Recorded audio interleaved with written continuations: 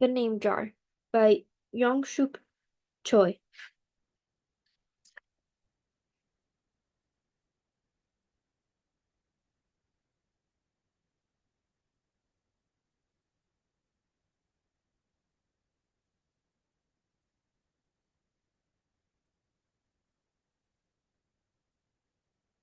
Through the school bus window, Anhe looked out at the strange buildings and the houses on the way to her new school. It was her first day and she was both nervous and excited. She fingered the little block of wood in her pocket and remembered leaving her grandmother at the airport in Korea. Her grandmother had wiped away Unhe's tears and handed her an ink pad and a small red satin pouch. "Your name is inside," she had said. "My name?" Unhe had wondered. Again she took out the red pouch to look at the wooden block with her name carved in it. As she ran her fingers along the grooves and the ridges of the Korean characters, she pictured her grandmother's smile.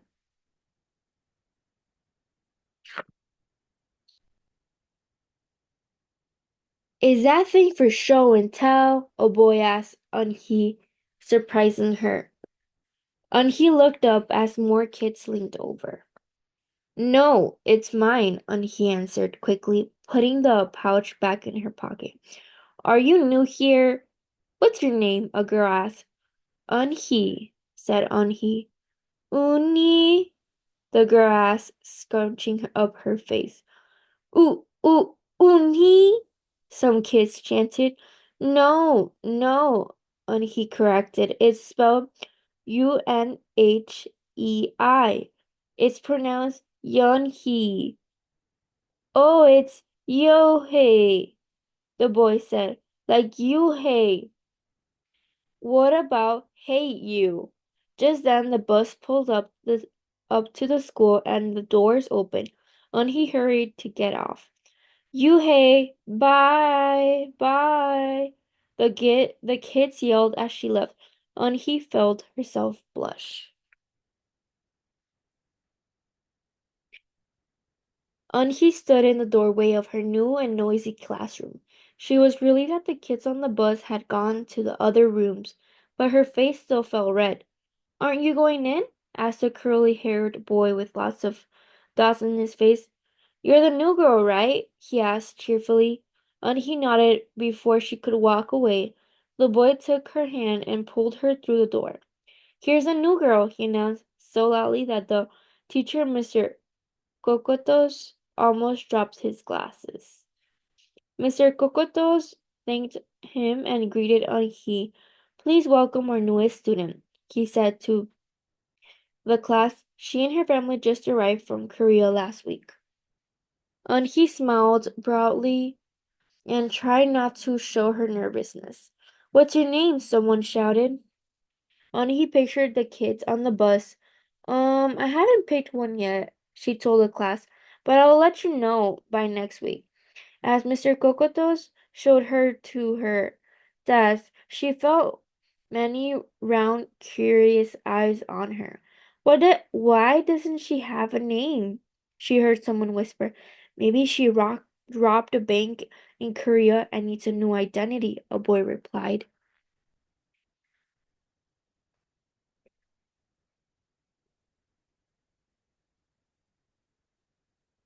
On the bus home, nobody teased her until Eunhee kept thinking about her name. "How was school, Eunhee?" her mother asked when she walked in. "Did you understand the teacher?" Eunhee simply nodded. She unpacked her school bag and she set the red pouch by a photograph of her grandma. "I'm glad you're learning English well," her mother said. "You must study hard, behave nicely, and get good grades to show that you're a good Korean." "I will," replied Eunhee. But but I think I would like my own American name," she said quickly. Her mother looked at her with surprise. "Why? Eunhee is a beautiful name. Your grandma and I went to a name master for it. But it's so hard to pronounce." and he complained, I don't want to be different from all the American kids. You are different, Anhi, her mother said. That's a good thing. Anhi just wrinkled her nose.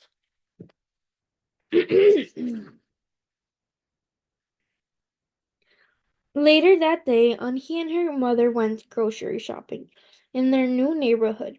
They passed falafel, falafel, Tony's Pizza, and Dot's Deli. A big graffiti-painted garbage truck roared like a lion's as it took down the street. Nothing sounded or looked familiar until they got to Kim's Market. The sign was in both English and Korean. Her mother picked up cabbage to make kimchi, Korean style spicy pickled cabbage, and other vegetables and meat.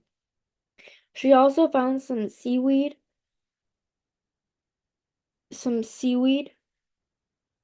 Unhe's favorite, for soup. It made Unhe smile. Just because we've moved to America, her mother said, doesn't mean we have to stop eating Korean food.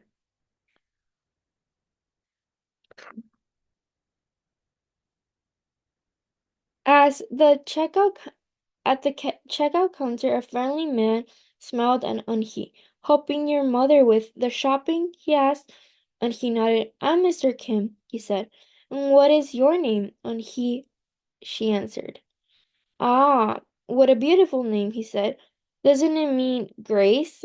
Unhi nodded again. My mother and grandmother went to a name master for it, she told him.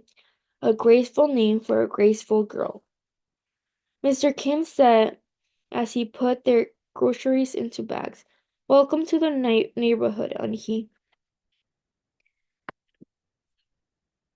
That evening, Unhi stood in front of the bathroom mirror.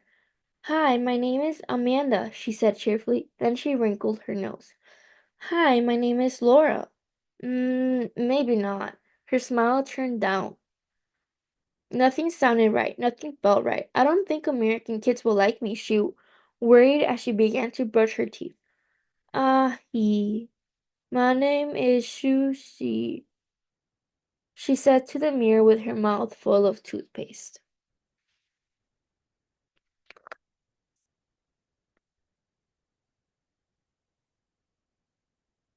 The next morning, when Anhi arrived at school, she found a glass jar on her desk with some pieces of paper in it. Anhi took one out and read it out loud. Daisy. That's my baby sister's nickname, but she said you can use it if you want, said Cindy, who sat next to her. Anhi took out the rest of the papers. Tamila, she read. I got it from a storybook, said Nate. She was smart and brave. Anki nodded and unfolded another piece. Wednesday. Yeah, you came here on Wednesday, said Ralph. Thank you for your help. A smile spread over Anki's face. Ralph quickly said, We'll put more names in. You can pick whatever you like, or pick them all, and you'll have the longest name in history.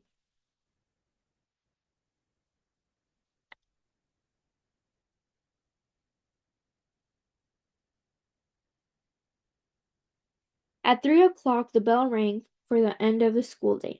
Anhi looked out the window and saw it was sprinkling. It's the same rain, she thought, but in a different place. She watched other kids leaving in groups. Hey, a familiar voice called out to her. Anhi turned around to see the curly-haired boy again. I'm Joey, he said, and you?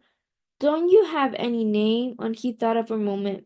Well, I can show you, she said, and took out the small red pouch. She pressed the wooden block on the ink pad and then stamped it on a piece of paper. This is my name stamp, she said. My grandma gave it to me. In Korean, I can use it as a signature when I open a bank account or write a letter. And whenever I miss my grandma, I use it to fill a piece of paper. Want to try it? She offered the stamp to Joey, and he carefully inked the stamp and pressed it hard on the paper. The red characters gleamed against the whiteness. Wow, that's beautiful, Joy said. Can I keep the paper? Sure, Anki said, and then the two of them shared her umbrella as they walked to the school bus.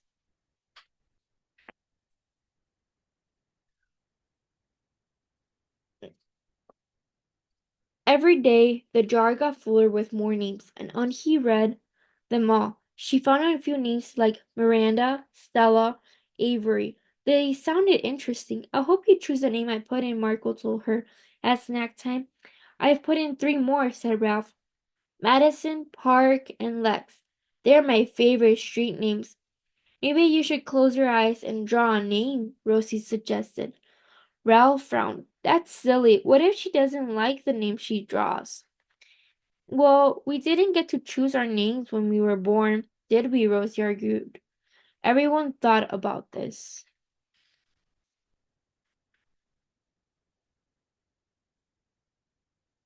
When Unhi got home from school that day, her little brother ran to give her a letter. It was from her grandma. She opened it quickly. It said,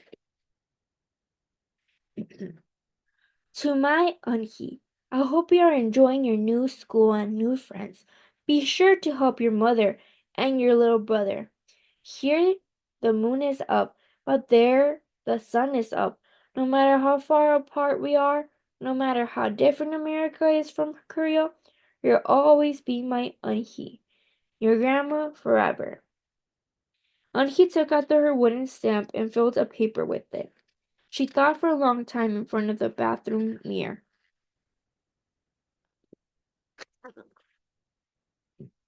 On Saturday, Unhi walked to Mr. Kim's store. Mr. Kim was helping a customer, but he looked up and greeted her. Hi, Unhi. Hello, Mr. Kim, Unhi replied. She felt that she was back in her own neighborhood in Korea. Hey, said the customer, turned around. It was Joy. Your name is Unhi? He asked with her eyes open wide. Unhi looked quickly at Mr. Kim, then turned to Joy. She nodded slowly. Yes, it's pronounced Young-hee. And it means grace, Mr. Kim added. Young-hee, Joy said slowly. This time perfectly. It made Unhee smile. I'll have it ready for you tomorrow, said Mr. Kim to Joy. Thank you, Mr. Kim. See you Monday, Unhee, Joy said to her. He left before she could ask him why he was at the store.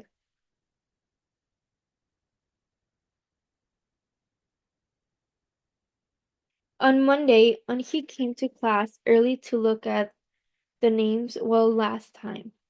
But the jar wasn't on her desk. Instead, there was just a single piece of paper with the name on it. Unhee slipped it in her pocket. Where's your name jar? Ralph asked as soon as he saw it gone. I don't know, Unhee said. It wasn't on Mr. Kokoto's desk or on any other desk, and it wasn't on the counters or any of the shelves. As other kids arrived, they helped look. Soon Mr. Kokoto's name in and Ralph shouted at him. The name jar is gone. The jar with all the names in it. Gone, Mr. Cocotos replied with a look of concern. He asked Unki, Did you get a chance to read all the names? Unki noted. She took a breath. I'm writing to introduce myself, she said.